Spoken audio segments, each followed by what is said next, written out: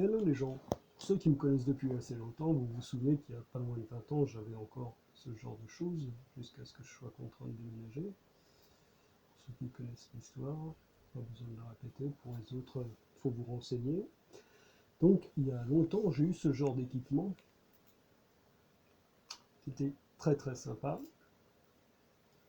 Donc ça, on mettait, c'était des tiroirs où on mettait pas mal de disques, et ça c'était rattaché à la bécane, au travers d'une carte FCAL, donc du fibre optique.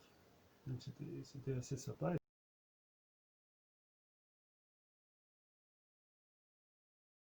ça permettait de sérieuses extensions. Là où votre petit PC avait un disque de 9 Go à tout casser, bah là-dedans on pouvait mettre beaucoup plus.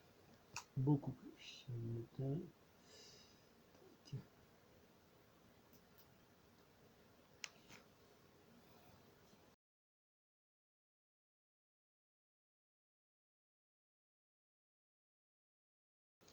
Voilà. Donc il y a 20 ans, on faisait déjà ce genre de choses-là dans ce qu'on appelle le Big Iron. C'est pas des conneries, le PDF il date de 2001.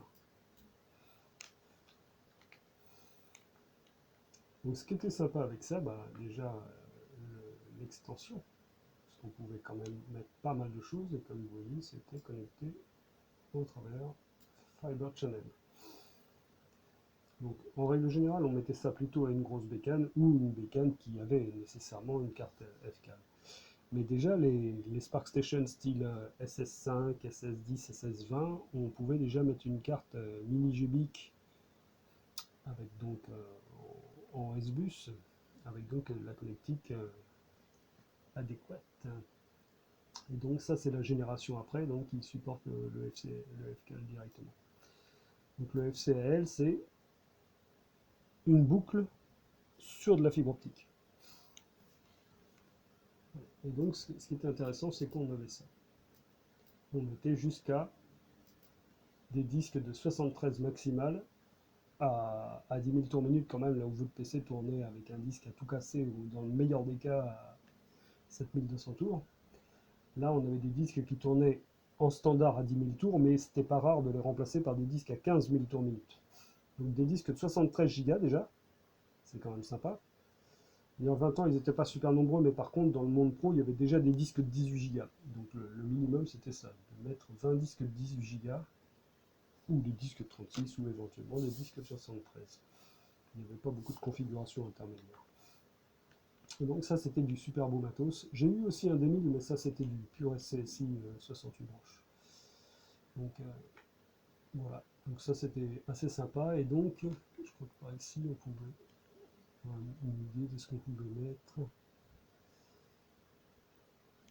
Voilà. On pouvait mettre jusqu'à 20 drives. C'est quand même cool, quand même.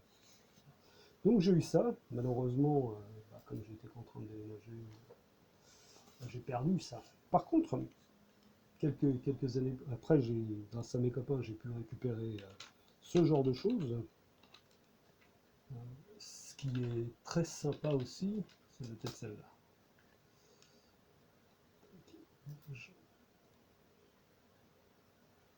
Donc le poteau qui me l'a donné va se reconnaître là-dedans. Bah, bon, l'histoire, c'est que par la suite, l'endroit où j'habitais a été copieusement inondé, et donc bah, tout ce qui était en métal, tout ce qui était dans le basement, sous-sol, a été inondé, et donc tout ce qui était en métal était complètement pourri de chez pourri.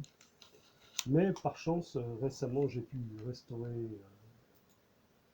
terminer la restauration de l'électronique, ce qui fait que cette chose pourra remarcher, mais j'ai plus tout ce qui est en métal. J'ai plus les bêtes disques, j'ai plus les tiroirs, mais j'ai encore toute l'électronique. Voilà, ce qui c'est pas une trop mauvaise nouvelle, ça servira pour l'expérience future, mais voilà. Donc c'est très très beau matos. Je ne puisse pas en voir plus. Et donc, bah, pareil, si ça n'avait pas été inondé, ça serait déployé dans mon petit réseau de la maison. Celle-là.